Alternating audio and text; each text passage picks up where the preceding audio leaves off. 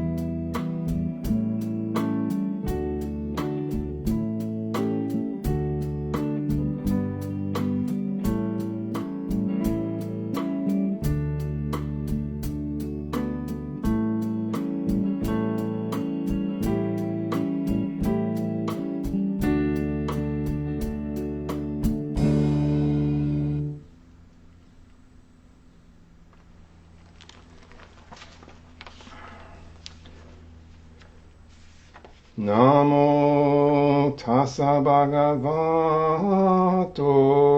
arahato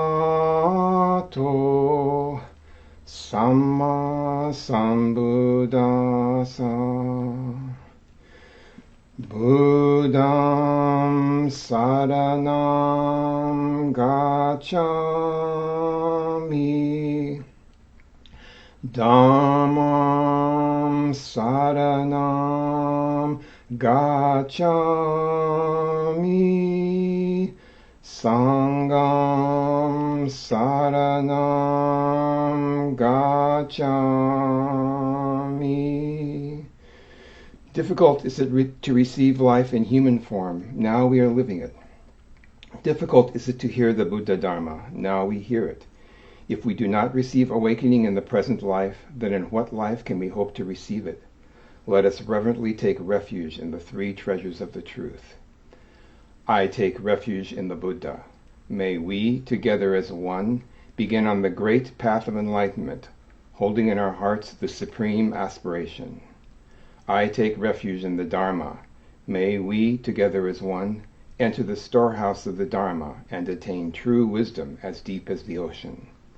I take refuge in the Sangha. May we, together as one, uniting in harmony, strive to live for the enlightenment of all beings.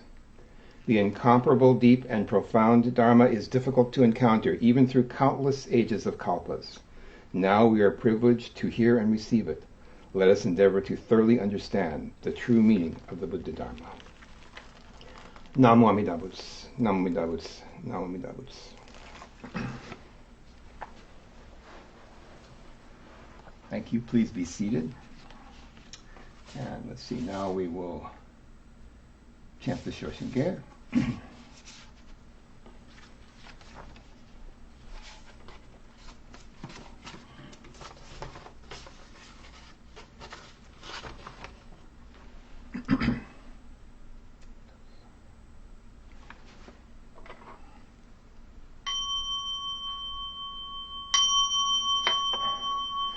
Kimyo muryo junyorai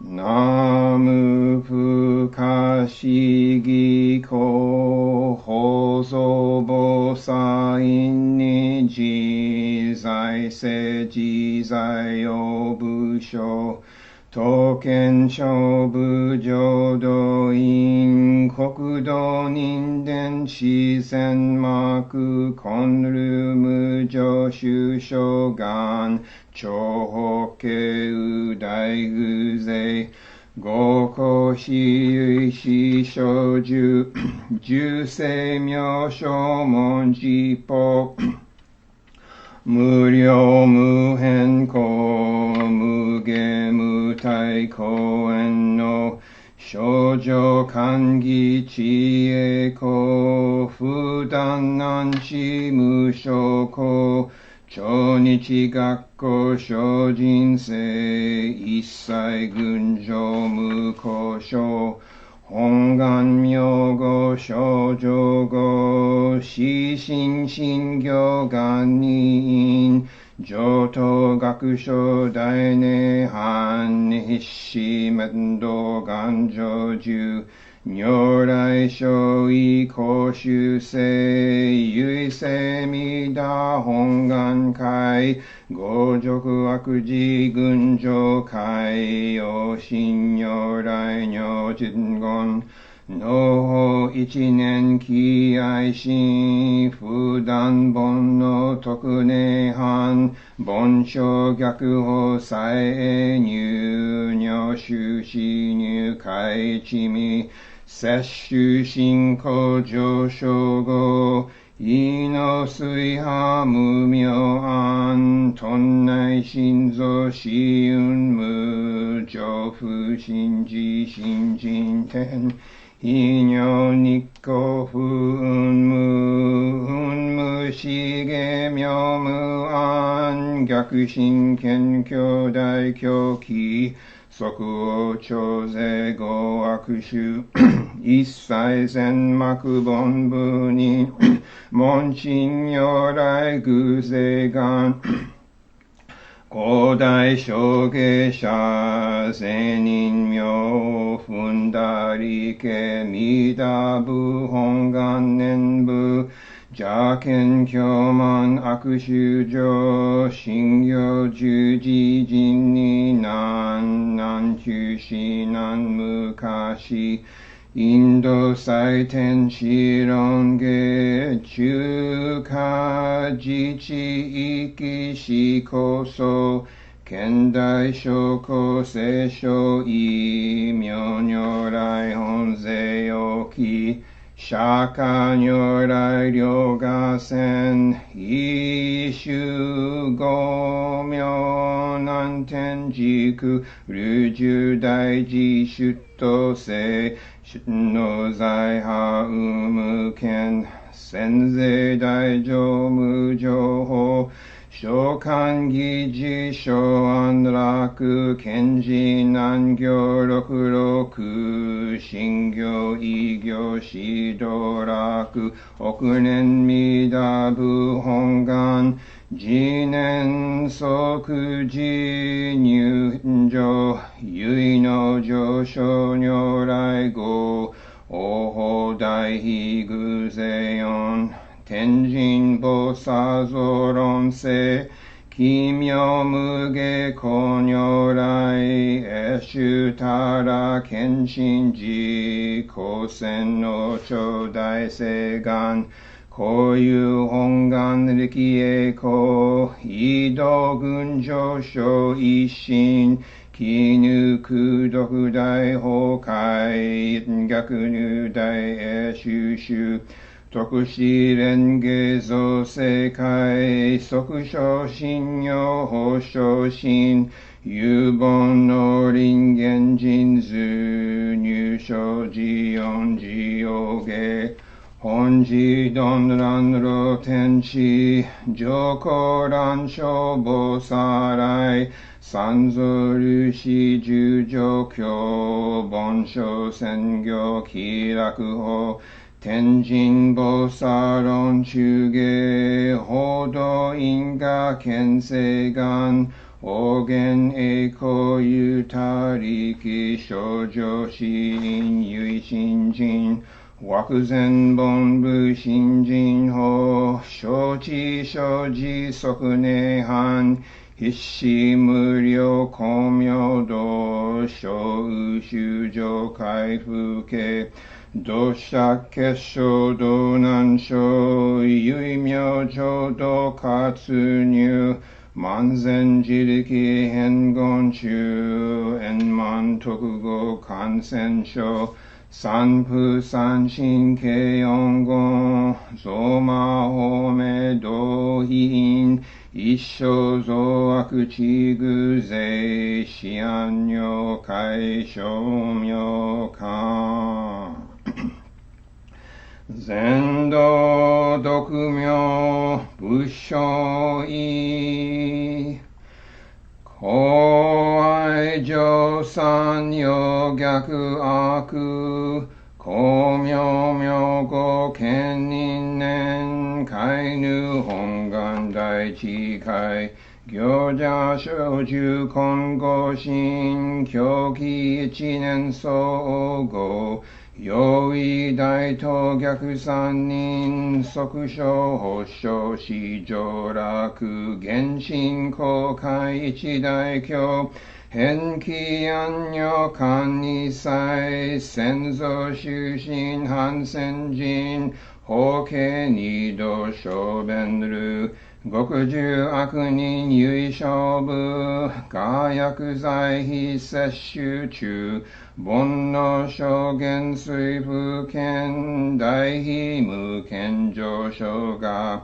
本次元空妙仏教、連民全幕本部人、新宗教商公編集、戦弱本願具悪性、現来所持臨伝下、決地議長異称し、即入着上無意楽、筆地新人異能入、愚教大事修士と、上妻無変極俗悪、同族自主愚道心、唯化心し、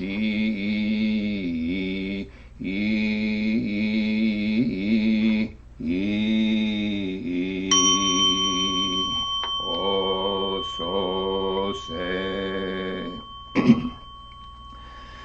ナムアミダブ、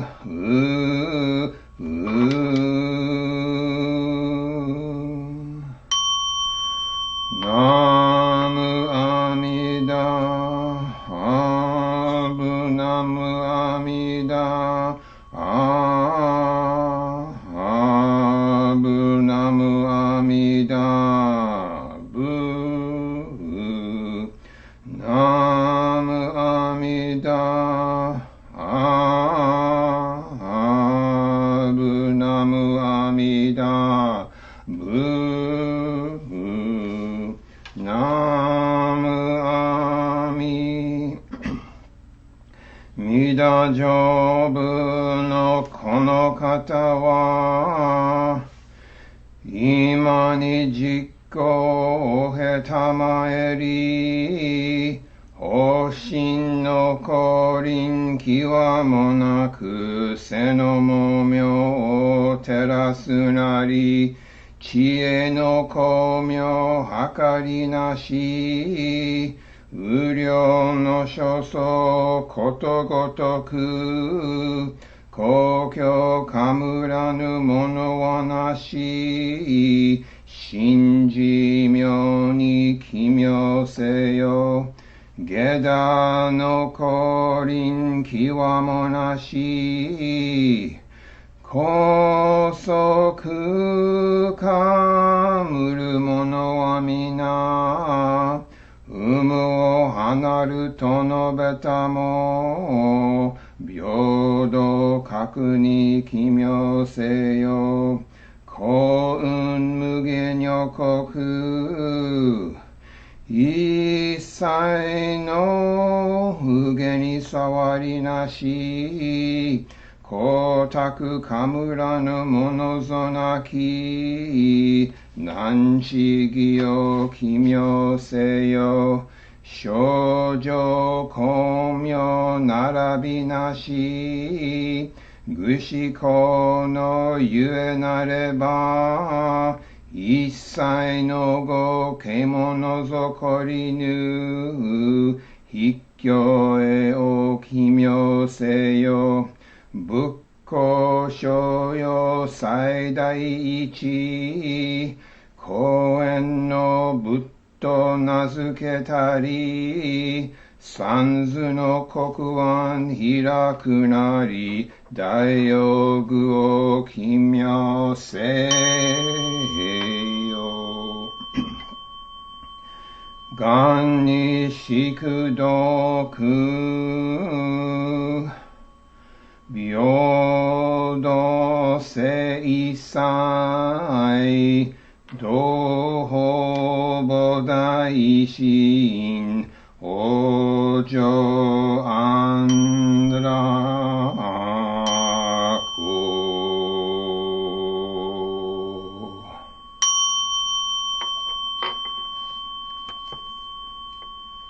ナモミダ仏、ナモミダ仏、ナモミダ仏。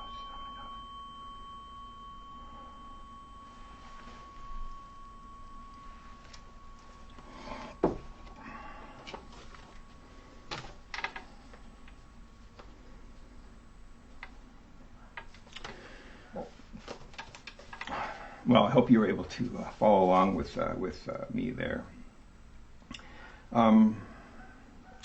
So today, we have a very special guest speaker. It's Reverend Fred Brenion that I think most of you know. As a way of introducing Reverend Fred, our two paths to the Shin ministry were very similar. In 2007, yes, we were both at West Galena Buddhist Temple, and we began minister's assistant training under our teacher, Reverend Ken Kawata, now Bishop Kawata. At that time, Reverend Fred, or at that time Fred, was a full-time librarian. And I happened to be I was a music professor at Cal State LA, and we were both working, so we'd study with Kawata Sensei every Sunday afternoon after services. And the funny thing there is that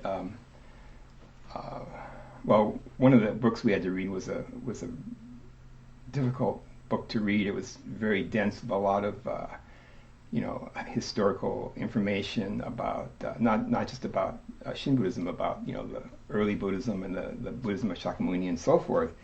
And we started out with maybe I think maybe 6 or 7 or 8 people that were interested in studying with us. And very shortly, after we began studying, it was then it was 5, then it was 4, then it was 3, and then finally it was just Fred and I. And I remember one of the gals that was studying with us, was reading that particular book. And I asked her, I said, "So, what did you think of the chapter that we were assigned to read, for the last week?" And she said, "Well, I was reading it, and I thought after I read the whole chapter, maybe a couple hours later, I thought, what did I just read?" So, I'm just saying that it wasn't easy, and I admire myself, and I certainly admire Fred, for sticking with it. And certainly the other factor was, of course, Reverend Kawata was very encouraging to us. So we both appreciate his efforts there.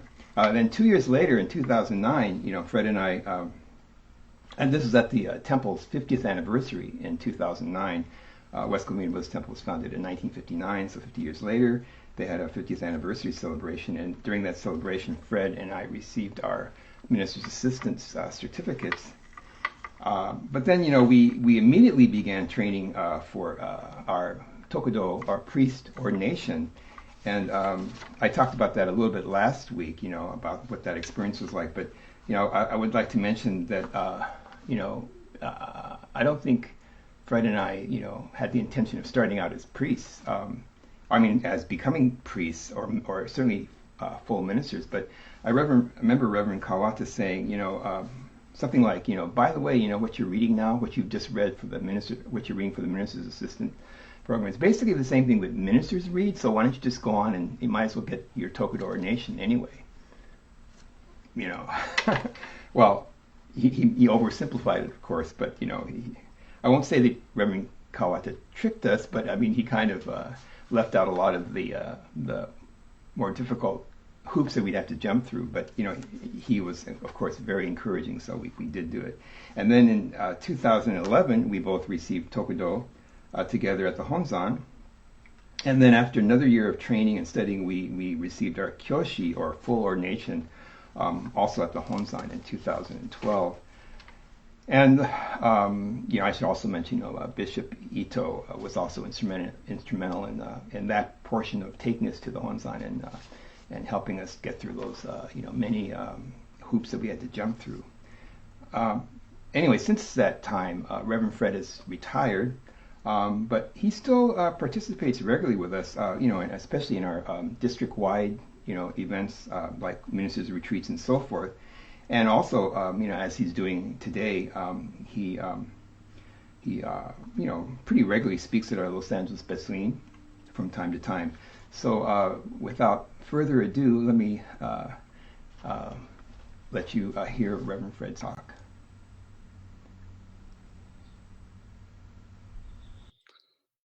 There is a square upon the floor, an island in a sea, a place I visit every week, a spot that's just for me.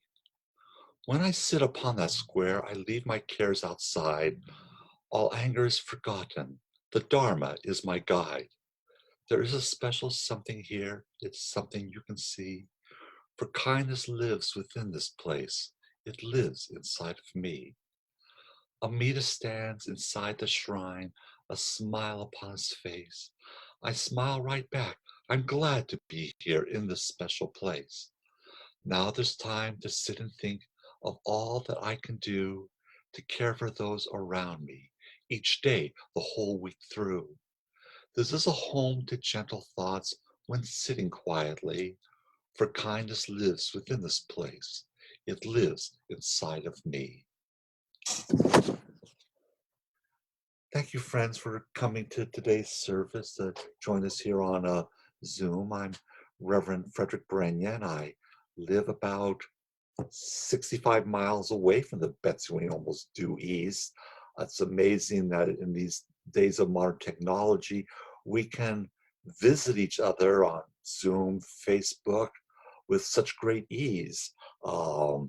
I remember the days before we had personal computers. I don't think our kids can imagine what that was like and everything. But that we did things on phone or telephone, or by letter writing, and so on. So I'm glad you're here, and I'm glad that you're here with all of us. This is my special place here. My wife sometimes calls this my man cave, or the cat's lair, because sometimes I'm very cat-like or whatever. But you can see that I'm every inch the librarian still, even though retired. I'm surrounded by all my books. I have read an awful lot of these. Some of them are there for reference, and some because I just like that author. I just want their books and everything. But there are a lot of things for me to remember. Right up here, you might see this.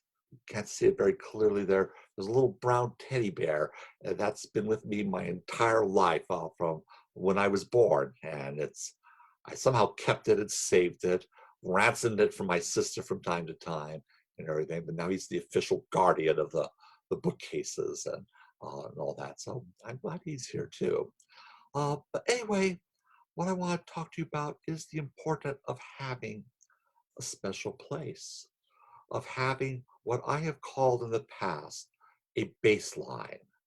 I downloaded this picture. Let's see if you can see it clearly. Yes, this is from on top of a hill in Highland, California. It's about 15 miles northwest of me here. But this is Baseline Boulevard and the Baseline Avenue, excuse me. And you can see that it goes off like an arrow straight down across the entire San Bernardino Valley. In 1852, 100 years before I was born, there was a Mormon settlement in San Bernardino Valley, and they wanted to start settling down, and they needed to start surveying. And so they established a baseline, someplace that they can measure from. They were able to, with surveying work, calculate the exact east and west and laid out this line, which is street runs along. But from this line, they're able to then triangulate and settle property lines and boundaries. This is something that's been very much part of our nation's history. A lot of our founding fathers were surveyors. There was the famous Mason-Dixon line that became a synonym for the division between the northern and southern states. That was a surveying line that they plotted out and everything. Surveying was done, goes all the way back to ancient Egypt with the flooding of the Nile that would wash away landmarks and everything. So they had to recalculate where the boundaries were so they could continue on with business. I think the same is true in Mesopotamia and what is now modern day Iraq with the Euphrates and Tigris rivers. So I'm certain the same was done in the Ganges River Valley where the Buddha lived and preached. So surveying was very much a work that was needed. Wherever there was water flow, you needed to plot the lines and everything. We have a spiritual baseline that is temple and home. Most of us go to temple, but now because of the coronavirus and because of the use of modern technology, temple can now come to our homes here. We're all on each other's screen right now, looking at each other, engaging with each other. And I think that is amazing. I think that is very much a symbol of what in Buddhism we call interconnectedness. We really are interconnected. But to go back to the point of temple and home, this is our baseline. And I think this goes very much all the way back to Brenion, who was I believe, the eighth abbot of Jodo Shinshu of the Honganji. He did a lot of things to put Jodo Shinshu on the map. Beforehand, it was very quiet. It was sort of just hanging on, but people kept the teachings going. But Brenion raised it up to a whole new level. And one of the things that he did was he made woodcuts of our service. He did woodcuts of the Shoshinge, the Nembutsu, and Shinran's wasans, so that people could say the same things that they do in the Honganji, they can do at home. Each home was now a little temple because Renyu realized that members were all over Japan. It was totally impractical for people to come to the Honganji every week. He encouraged them to come at least once a year for Honko. Just to come so everybody could see everybody because they didn't have computers like this and everything. But that something of the temple can be brought to their home and people can engage with the service, with the teachings, and hear the words of Shinran. They hear the Dharma communicated through his words.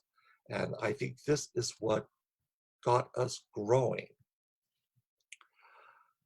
I think one of the things that's important about this is that it gave the members a sense of connection, of pride in their their mother temple. And so they fashioned the obutsudons, which were basically sort of like miniaturization of the honzon, try to remind them of where the center of their faith is at, and so that the honzon is now in their home. You may have seen some of our other ministers have beautiful obutsudons in their homes that they're conducting services from. Um, I have a very, very small little one here, much simplified for my needs, but this is something that people want to engage with and be part of. Of course, this isn't always practical for us. A lot of these obutsudons are very large, may not fit into a small apartment phase or space, or fit into the dimensions of one's home. I think it was customary in old Japan that the obutsudon was in a special room by itself, so it's not to, that room was dedicated to that. Obviously, we can't do that with the way our homes are, and it's more likely if we had a separate room just for that, we're more likely to just close the door and then forget about it and everything. So I think we need to uh, rethink how we approach things, particularly living in a new land like America, like the United States. It's not the same as Japan in terms of architecture and layouts and everything, but I think Jodo Shinshu is flexible in how to work towards these things. Um, One of the things I'll show you right here. I have a small little altar here. You might have seen these. This is a very simple one. And this one is the Nembutsu scroll, the Myogo, the Ne Namu Amida Butsu. A lot of people like having a picture of Amida Buddha. As you can see, since I'm totally into words and everything, that this is what suits or speaks to me and everything. Actually, just to show you here, whoops, a little loose hinge there. This little twig I have is from the mausoleum in Kyoto, in Higashiyama. My Dharma name is Shakuhoju, which means Dharma tree. So I very much appreciate that affinity wished for me to be like a tree, uh, which I greatly admire, appreciate. And there are trees in front of Shinran's mausoleum standing guard.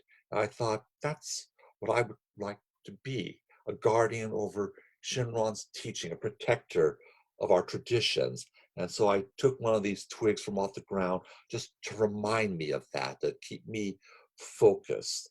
I think a lot of traditions say, no, you shouldn't be putting anything there, but for me, this works for me and it's important for me. And by having it laying there before Namu Amida Butsu is also a reminder not to be arrogant or overbearing, but to be humble, to bow. And so this is what I do for myself, for my area here. And of course, I have a three-piece set of flowers and incense and a candle. And this suits me just fine.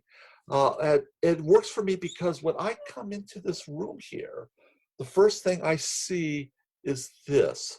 This reminds me to focus and remember that this may well be my man cave, but this is Amida's special spot. This is his room and everything. I'm sharing it, although he's sharing it with me and everything. That's the proper focus and everything. And so it's there to remind me. And I think that's an important thing for all of us to consider, to have a spot, whether it's simple or complicated, to have a spot at home, at your home, where you are reminded of the Dharma, of the teachings, that it is there. It's not just at temple, but it is there in your home. It is there in you. And it is to help bring that in focus. Oh, there's so many ways one can do this. At work, where I was a librarian for 34 years, when I became a minister, I thought it would be important to have something there at work to help remind me of the Dharma and of the teachings and everything. And so many of my Christian fellow workers They have like little pictures of Jesus loves you or God loves you on their little cubicles. I had a much bigger office because I had a bigger library and everything. So that's good. But anyway, I downloaded this picture from the internet. Oh, the colors are reflecting very interesting. I was really jazzed by the dynamics of this. And so I put in cellophane and I had a little table there. So I just put it on the table there. Didn't have all this other things. So obviously I can't have a candle burning at work. That's not, or incense. That's not going to happen at a security institution. But just that there and a little juzu beads there, just to remind me to say Namu Mirabutsu. It's there for me when I had my lunch breaks or take a little lunchtime nap or work on my emails and everything. But this was there to help keep me focused. And when I was practicing off hours on learning the chant and everything, this was there to help me through. There's so many other designs. I think if you go on the internet, you can find many um, pictures of Amida Buddha or Nembutsu scrolls. Let's type in Google Images, Nenbutsu, Nenbutsu, but it's sometimes also spelled Nem, and En is actually more correct. And you'll find many things like this one I found, and you can see that this one is based on the story of the river of fire and ice, and you can almost see like the white path going through here, and that is there's the Nembutsu written here. I really love this. You will be very surprised to learn that this was actually a design for a tattoo. I've not gone that far yet or whatever, but there's a lot of amazing artwork out there. So no, do look. I think you'll be very surprised. Um, but the whole point of this is that this helps to create your baseline of temple and of home. That at home, you can also do your service there. You can chant the Nembutsu, you can chant the Shoshinge, you can just sit and think. You're not going to have the Dharma police coming to check to see just how you're doing things, whatever. But this is your spot. Right? This is my spot here, and you can have that. You may want to put maybe a picture or a little small altar, or various places around the house, depending where you or your family is out, just so people could see and remember. There's not something you just want to brush aside and ignore, or pile books on top of it, which I don't do that, but I got plenty of books on the wall there. But you don't want to just put up something and then ignore it and everything. It's there to be your lifeline, to be your baseline and everything. So make it really something simple and make it something that's meaningful for you, something that your family could be involved with. If you have children or grandchildren, maybe they can make a little stand or a little diorama which you can put up and use in your services. I think that would really impress your children, grandchildren, that something that they made is being used with great honor and respect. That's something that they'll carry with them and reflect on.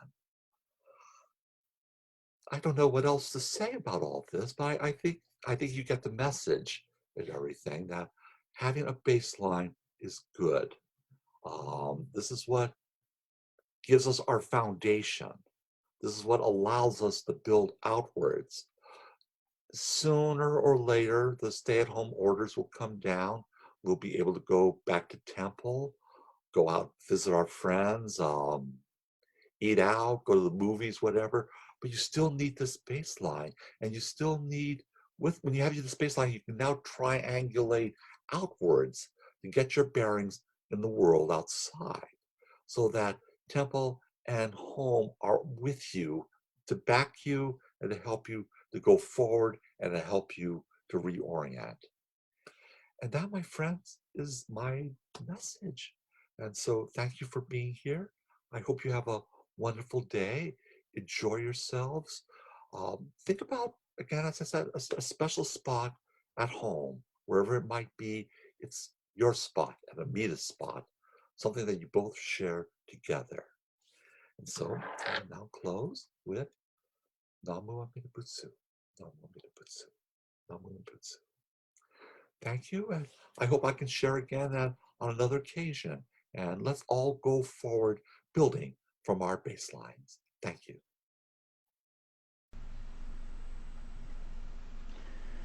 Oh, thank you very much, Reverend Fred. I think the points that Reverend Fred made in his talk are, very apropos, especially, in this difficult time that we are in right now. And maybe, as I was mentioning in my introduction of Reverend Fred, is that's one of the things about this kind of pandemic situation, the stay-at-home, is it has, I think, actually emphasized how much we do need what Reverend Fred calls a spiritual baseline. So I really appreciate his talk. And also, maybe I think you'll agree with me, but I'll never look at the Gatha a special place in the same way again. So I also appreciate his beginning his talk with a very thoughtful recitation of the lyrics of that song.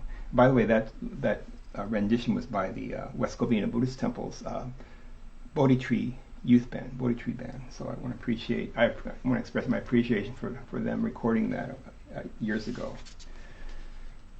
Well, as far as announcements, the temple is still closed, of course. But as I'm sure you're all aware, very recently, the ongoing closure of houses of worship has unfortunately become a political issue. But I want to assure you that our temple leaders are only going to open the temple when we can ensure everyone's safety. So please keep that in mind. And in regards to the many challenges that we're facing, and one of them I mentioned earlier was the challenge of of having to learn new technology because of our stay-at-home orders, right? Is there anyone that has not participated in a Zoom meeting at this point? But hopefully, we are slowly starting to see, the proverbial light at the end of the tunnel, and we can begin to slowly and safely, restore more normalcy in our lives. And of course, during this time, Higashi Honganji Buddhist Temple will, of course, continue, maintaining our ability to come together as a sangha in these online live stream services to listen to the Buddha's teachings together. And actually, because these live stream services require not just the streamer, that's me, but also the streamees. I'm sorry, the streamees, is that correct? The streamer and the streamees both must be there. And so I want to seriously want to thank you very much for joining us today. And even though we're socially distant, I can see your comments on the Facebook page there, and so I think we can still feel each other's presence, right? So I really appreciate your being here.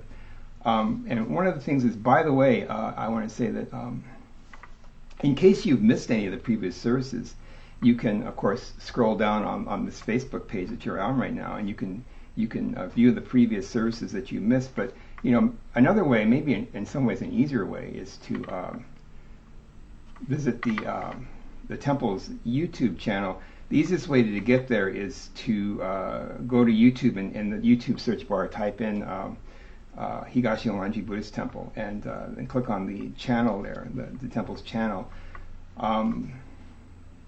I'm not recommending it, but I think there's 9 or 10 services there right now. So I'm not recommending it, but you could binge watch all the services if you wanted to. But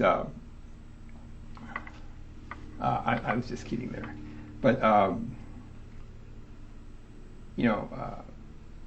so we have multiple ways to enjoy these services, the ones that you've missed. But I guess in closing, I'd just like to say that I hope you have a very safe and meaningful Memorial Day tomorrow. And we'll hope to see you next Sunday. Next Sunday we'll feature our Coffee and Dharma. I think is Kathy Ikeda on here. If Kathy, if you're here, yeah. Hopefully you'll be able to host the Coffee and Dharma next Sunday. It starts at 9 o'clock before the Sunday service at 10 o'clock.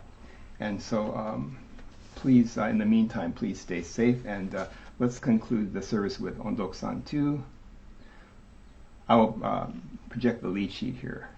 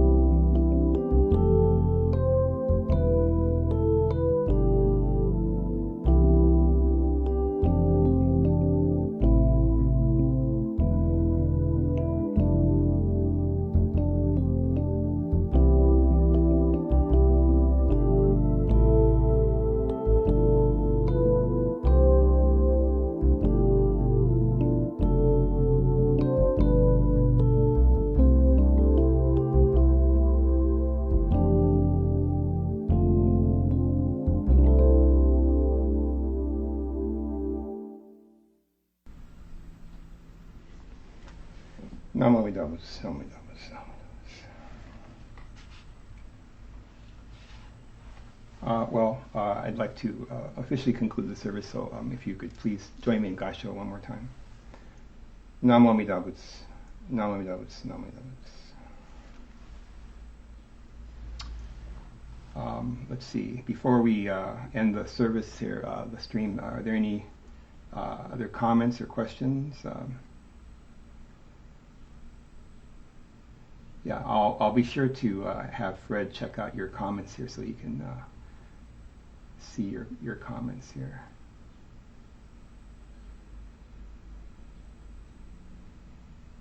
Yes. So if there aren't any other questions or comments, I'm not seeing any.